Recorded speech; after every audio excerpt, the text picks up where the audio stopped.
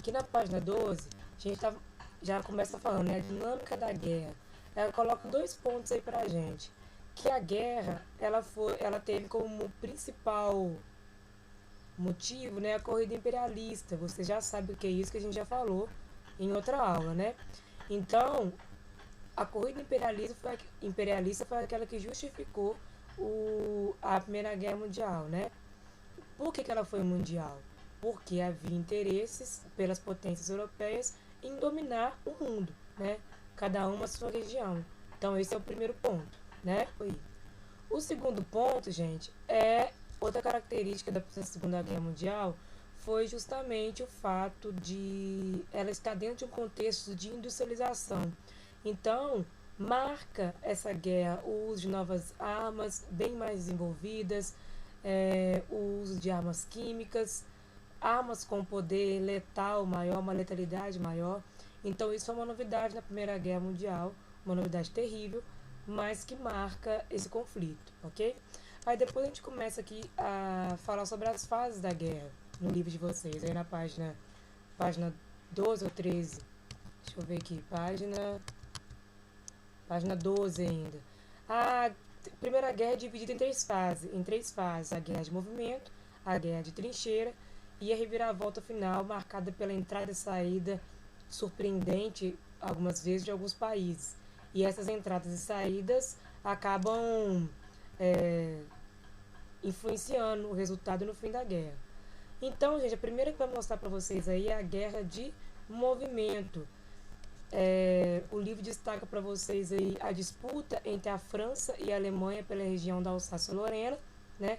Como disputa que iniciou a guerra e poderia ter acabado com ela, com a guerra, mas não acabou. E a disputa também entre os russos e os alemães no leste europeu, né? Então, essas são as duas batalhas, as duas movimentações colocadas inicialmente. Aí vocês vão ver aí na página 13 aqui, ele vai colocar uma entreação que fala sobre a participação da mulher na Primeira Guerra Mundial.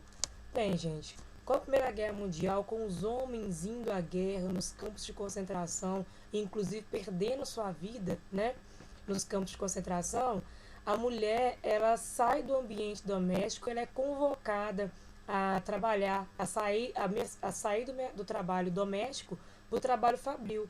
Então, ela vai ser a operária. Ela também trabalha algumas linhas de frente da guerra, como socorrista, enfermeira. Mas elas, como eu falei, elas também vão para o campo, vão ser agricultoras, vão movimentar a economia, que até então eram cargos de trabalho ocupados majoritariamente por homens. Então, a mulher teve uma grande participação na Primeira Guerra Mundial. A Primeira Guerra Mundial marca a entrada da mulher para o mercado de trabalho. Depois, gente, vão acompanhando aí.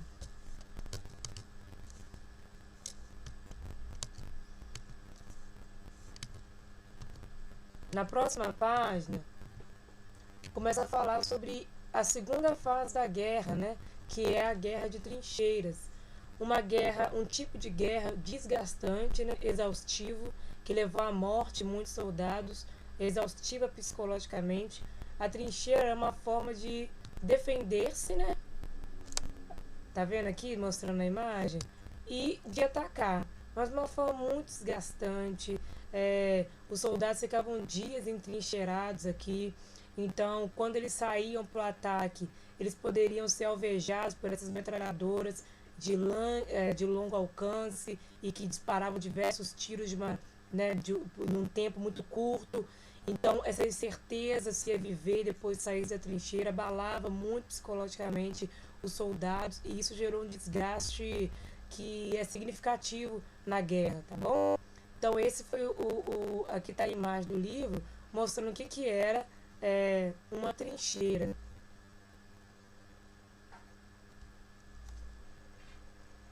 Na próxima página aí, gente, não havia só esse jeito atrasado de realizar a guerra, né? gente não pode dizer atrasado porque isso é um anacronismo, mas esse jeito que são as trincheiras. A guerra também, como eu falei no início, é marcada por muita tecnologia, muito desenvolvimento tecnológico. Então, o uso dessa metralhadora que disparava vários tiros em pouco tempo, armas químicas, né? Aviões, tudo isso marcou essa parte letal da guerra, esse desenvolvimento tecnológico e que levava a muito mais mortes, né? Matava mais em menos tempo de forma mais eficaz. Então a Primeira Guerra Mundial foi marcada por uso dessas armas aí. Depois o livro, gente, começa a falar sobre a última fase da guerra, que é a reviravolta, que ele coloca como reviravolta, né? No final da guerra, marcado principalmente pela saída da Itália, né? Da aliança e entrando na Tríplice Entente, por causa do inimigo que ela tinha, que era a Áustria-Hungria, né? Então ela resolve, vamos dizer assim, atacar a Tríplice Aliança. Então, esse movimento de guerra também foi imprescindível para entender o final da Primeira Guerra Mundial. Fora isso, também, a entrada dos Estados Unidos, muito importante, os Estados Unidos que até agora tinha assumido uma posição meio que de neutralidade. Os Estados Unidos entra na guerra, principalmente por causa dos conflitos navais, né? Muitos navios americanos são afundados pela Alemanha. Portanto, os Estados Unidos entra na guerra, a princípio, fornecendo mais suprimentos e depois como enviando soldados combatentes. Aí vai esmiuçando isso por aqui no livro. Aí tá mostrando se você sabia, relacionado ao navio americano fundado pelos alemães. Aí aqui, gente, vai falar sobre o Brasil na guerra. Gente, a participação do Brasil na guerra, a princípio, foi de neutralidade, né? Havia muita pressão, muitas relações diplomáticas no meio disso. Mas, de modo geral, no final, o Brasil assume uma posição aliada à Tríplice Entente. E o que destaca do Brasil, gente, é a questão dos países em desenvolvimento, né, os países ditos subdesenvolvidos, que nessa época passaram a ter que se virar, porque a crise econômica causada pela guerra, a falta de suprimentos, de abastecimento, né, acaba levando o país como o Brasil a ter que produzir aquilo que antes ele importava, diante da queda das importações. Então, o Brasil acaba deixando de ser um país agrário para se tornar um país industrial. Então, percebam vocês como que a guerra, por isso que a guerra é mundial, porque ela acaba movimentando e causando mudanças no mundo inteiro, né? E no Brasil, esse é o ponto que o livro está destacando aqui pra gente. Aí ele vai falando aqui sobre essa participação brasileira.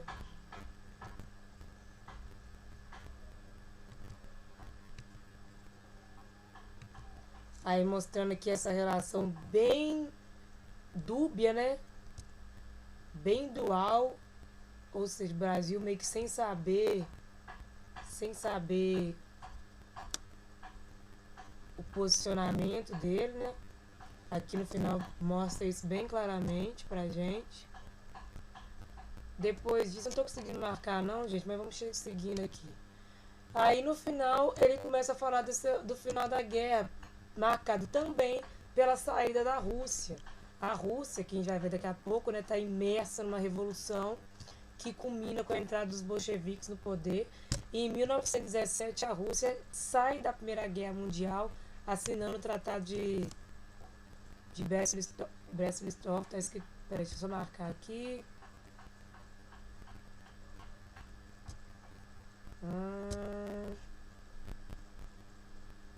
Já coloquei a cor, meu filho. Ele não tá conseguindo entender a cor que eu quero. Eu não tô conseguindo colocar aqui não. Não sei porquê. Mas enfim. Aí aqui no final tá falando bem. O governo bolchevique, comandado por Lenin, que é o líder da Revolução Russa, decidiu pela saída da guerra, assinando o Tratado de Brest-Litovsk com os alemães. Ok? E assim a Rússia sai da guerra. Então a Rússia saiu da guerra, os Estados Unidos entrou, o Brasil também entrou, de certa forma.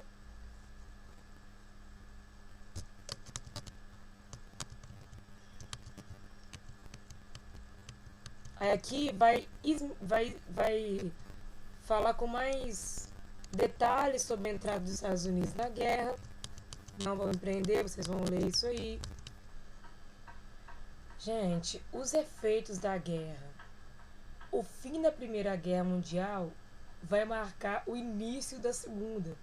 Por quê? Dentre os principais efeitos dessa guerra, gente, primeiro, é os Estados Unidos... Deixa eu ver se eu consigo colocar aqui de novo. É os Estados Unidos saindo como credor do mundo inteiro, né? Os Estados Unidos... Quer ver? Quanto a Inglaterra e as potências europeias, a França, saem completamente destruídas, né? Moeda desvalorizada, perda de vida, perda de industrialização. Os Estados Unidos vai sair engrandecido. Acaba que ele exporta muito para o mundo inteiro, empresta muito dinheiro, né? Assim como países também como o Brasil conseguem também se desenvolver industrialmente por causa dessa movimentação de guerra. Então, você tem que entender que o efeito da guerra é a Europa destruída, os Estados Unidos engrandecido, ok? Sai como credor do mundo inteiro, mas não para por aqui. Vamos dizer assim, a gente pode dividir o fim da guerra em dois grupos. Primeiro, então, é a Europa devastada e os Estados Unidos como credor do mundo. E o segundo são os tratados. O que acontece, gente? Quando acaba uma guerra, a gente tem que formular alguns tratados para que essa guerra não aconteça novamente. Para que a guerra acabe e jogue uma pá de cal em cima daquilo. A guerra aconteceu novamente, então você vai perceber que esses tratados não vão dar certo. Mas enfim, o que esses tratados propõem?